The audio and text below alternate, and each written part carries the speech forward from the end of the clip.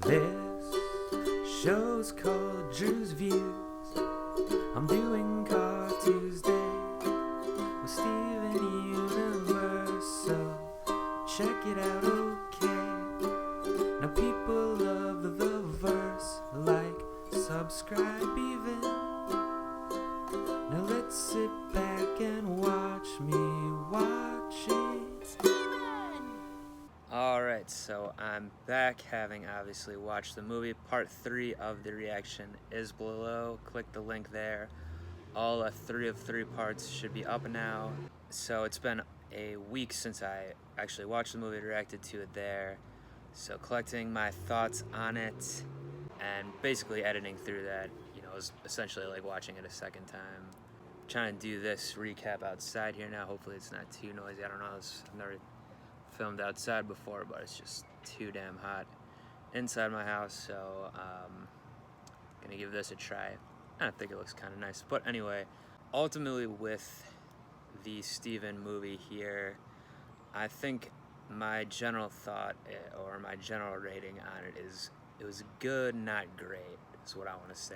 Don't know if that's a controversial opinion. It seems like people really liked it. I mean, I did like it as well, but you know, I'm trying to look at it a little analytically here and see how successful it was as a movie, because you know, if you are making, even though it's a made for TV essentially movie, it's still different than, you know, should be different than a normal episode, or it shouldn't just be, in my opinion, just like 5-6 episodes strung together, which it kind of was, but you know, even as I say that, the show is so good anyway that it's kind of like a bunch of episodes together. A story arc can be almost as good as a movie. So, you know, am I contradicting myself right off the bat here? Maybe, but I was kind of trying to look at it like what was the movie trying to do. And it seems like to me that one of the main things it was trying to do is move the story forward. Obviously, Steven's older. It's a couple of years later, at least 2 years later maybe or so. And then with moving it forward, that does a couple of things, which I'll get into in a second. But the other main thing it seemed like it was trying to do is just be essentially a musical film. Just do a full, obviously the show has a lot of musical elements very baked into it to begin with. There's a lot of songs already from the regular series, but this one was really structured like a musical. So I'm going to talk about that aspect of it first. Now, I did like a lot of the songs, and I thought they were very well done for the most part.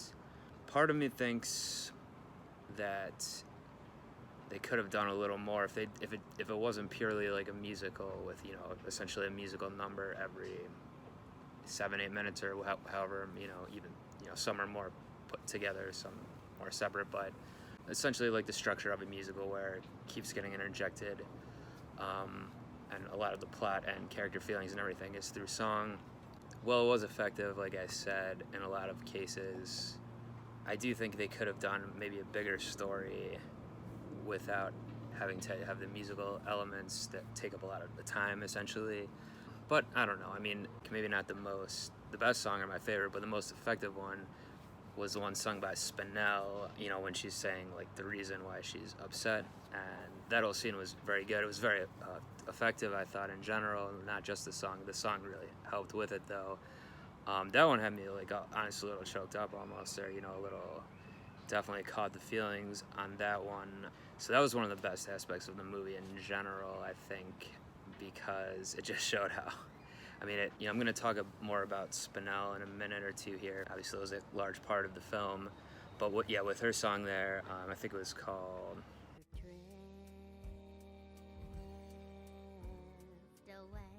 She Takes Steven to where her and Pink Diamond used to play and all that, and Pink Diamond essentially just left her there. Yeah, it was extremely messed up. I mean, Pink Diamond is getting up there, as obviously she was the catalyst for all the change that we see with the gems, but now, you know, through Steven, and she started it obviously by becoming Rose, but I mean, what she did to Spinell was just extremely callous. I mean, just, I don't know, even worse than that, like you know, we see even with White Diamond and stuff, like it's hard for them to accept that all gems are supposedly equal or whatever, you know, they shouldn't treat people like that, or gems like that, but you know, just as objects essentially, or tools, what have you. But I mean, just leaving it there for, I know it's not the, you know, thousands of years to a gem isn't the same as to a human, of course, like our conception of it, but still, I mean, like they showed the whole scene with her, like the song combined with like the images, and that one really did work very well for me and was very emotionally affecting, I thought. You know, especially like her shoe, or you know, her foot kind of like being mossed over and was like pulling away. So yeah, that was probably one of the best parts of the film, most emotional parts. I'll get back to it, like I said, because I'll wrap up on the music. So probably the best song I thought was the one at the end with, you know, sung by Estelle, obviously, Garnet. Like, it's the true kind of love, that song. It's the true kind of love. Probably the best song on its own, you know, it could just be, you could hear that on the radio even or something. But yeah, so that one was more of like a pop song. There's a couple of songs that were more popish, and it had like the typical thing they do in a lot of Steven songs with the kind of techno-y style.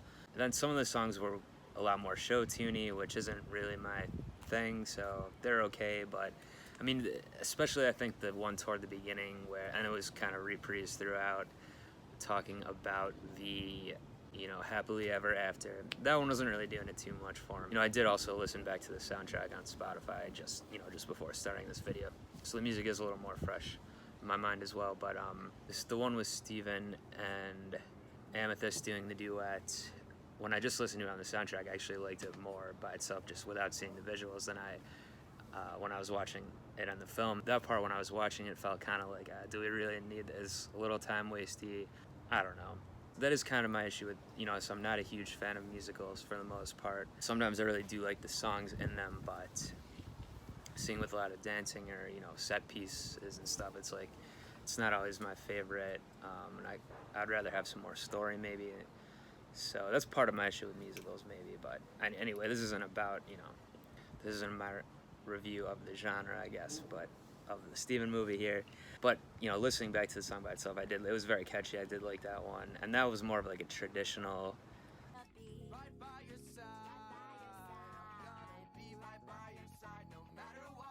I mean, that seemed like it would be the style of song from like an older musical from like the 50s or something maybe, whereas some of the other ones, like the Happily Ever After song, they were more modernish type of show tunes, which, yeah, again, I'm not too interested in. And then the very opening song was, I did like that. That was like from a 30s or 40s movie, and maybe even a non-musical. Movies like often have openings like that, the visuals of that. But the song, yeah, sounded like an old Disney, like Snow White or something for that one. And there was the Gems one with their kind of barbershop quartet thing, which is okay. And with they reprised that one at the end with Spinell getting in her thing. So that's a very, you know, musical thing to have the two. I don't even know what you call it, like the dueling in and outs of the two songs that work together.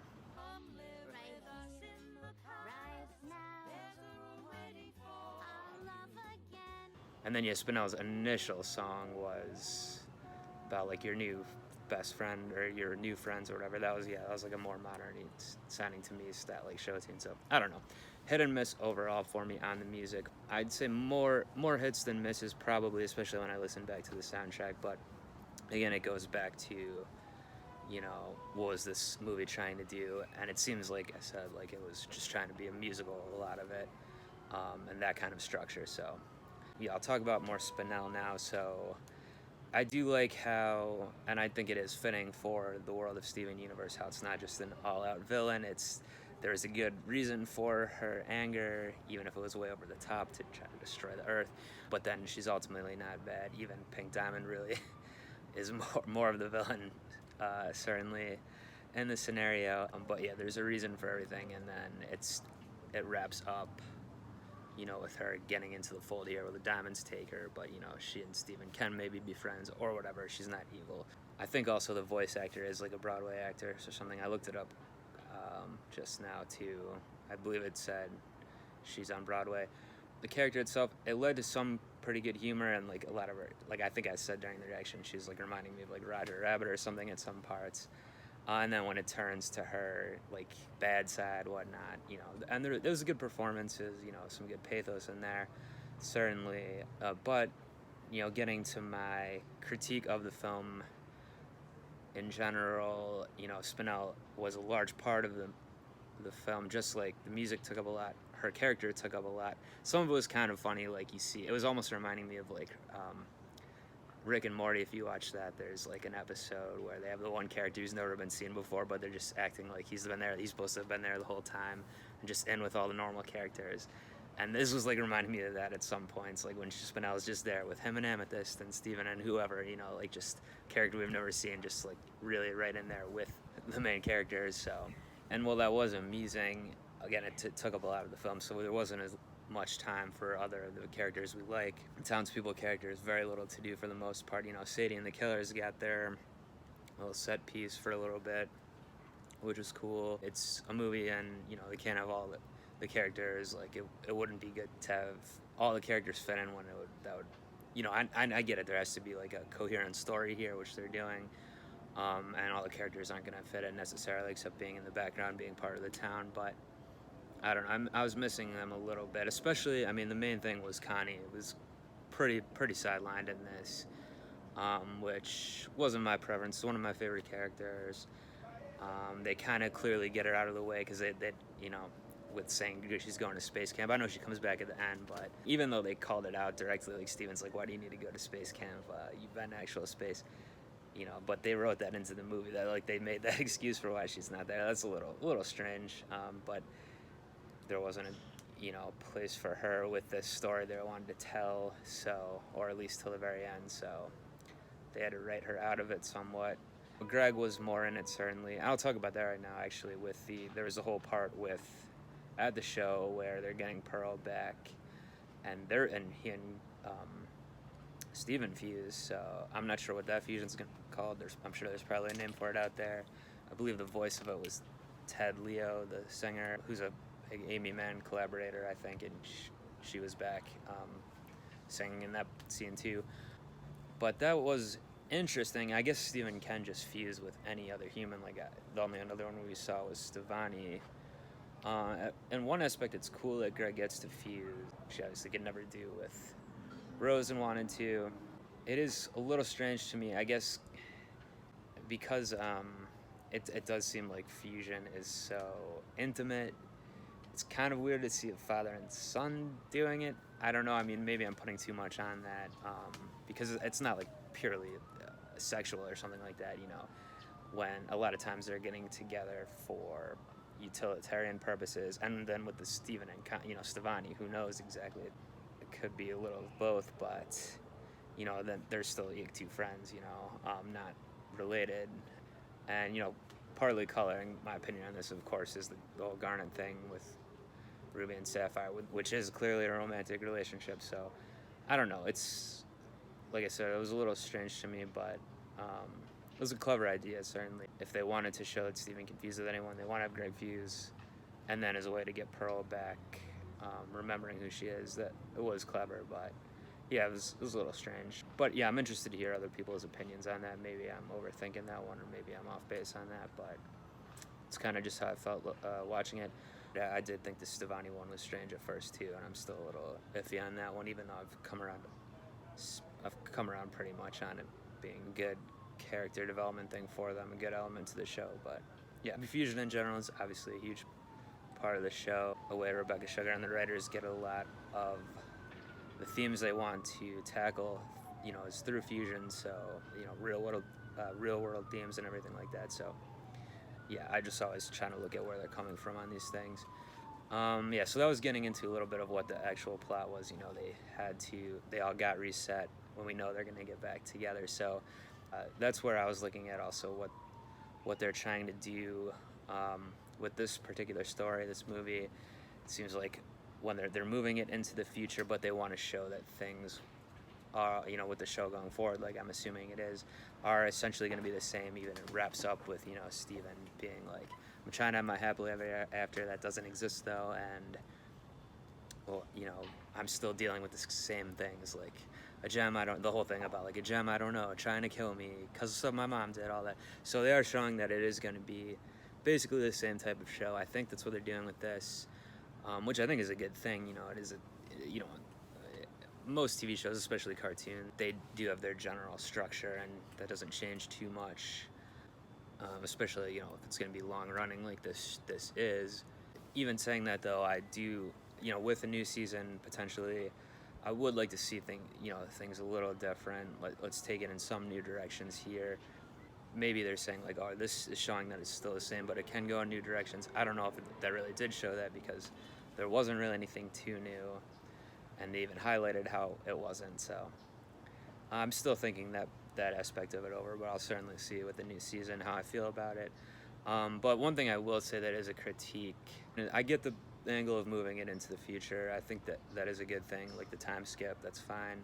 But it does seem like they're trying to basically gloss over all of the work Steven had to do with getting the gems in order, and like the start of the movie was him seemingly wrapping up like his tour, going around the planets they colonized and everything, and like and then showing how the diamonds are basically obeying him now, and like living with his type of morality essentially, which is the right one. But I'm not gonna say, I think maybe calling it lazy is maybe too strong, but clearly they made a choice to kind of circumvent a lot of this stuff with not only with the movie, but with how the season 5 wrapped up.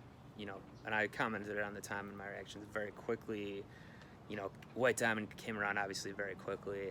Now it seems like they just have everything in order, all the gems. Spinell's the outlier, of course, but from what we can tell, most of the gems on other colonies, planets, whatever, are now in line, essentially, if you call it that, or their homeworld's changed, essentially, like the culture is changed. So that's not realistic to Earth, or to human nature. And again, it's not humans, it's gems, and it's a fictional show where they can do whatever. But even with it being fiction and ostensibly for a younger audience, I do think they'd set it up where things take time, push and pull, you have to learn, you have to grow, all that sort of thing. So it's a little disappointing to me that they seemingly want to just move on from this. They want to say this whole thing is fixed and then we're going to do something new. I hope that the new stories they're going to tell are good and interesting. And I'm not even saying like I want like a whole season 6 to be like just him like struggling to like fix the problems on Homeworld and all the colonies, but I hope they do come up with something interesting. And I do think that, again, like it just was wrapped up pretty easily. But I guess for my recap here, it's kind of seems like I'm being a little negative on the movie. Maybe, like I said, the beginning was good, not great. I did still think there's still a lot of funny parts. The animation was still great, of course, and they had a couple little different elements into it in certain scenes that made it different and interesting. Acting's all really good, the voice acting, and I'm glad they made the movie, and it's new content, of course, and it is cool to see Steven a little bit older and all of that. So even with my critiques aside, still a good movie, but it's nothing revolutionary or anything like that. And it's maybe is just a little bridge to a season 6, which is fine. I'm looking forward to that. I don't know, people need to tell me if it's announced officially or when it's coming out or anything like that. I'm feeling it still won't be for a while, but we'll see. And so I still want to get the discourse going on this. Definitely comment below, give me your thoughts on it, tell me if I'm being too hard on it, tell me where I'm wrong about something. And as the neighbors start cranking some music on me here, that's gonna do it for me right now. Thanks everyone for watching this. Definitely check out my channel and other videos I do, other shows I react to. Keep the conversation going with your comments. Do subscribe if you're not already. And until next time, I'm up out of here. Peace. We can all get back to living happily ever after.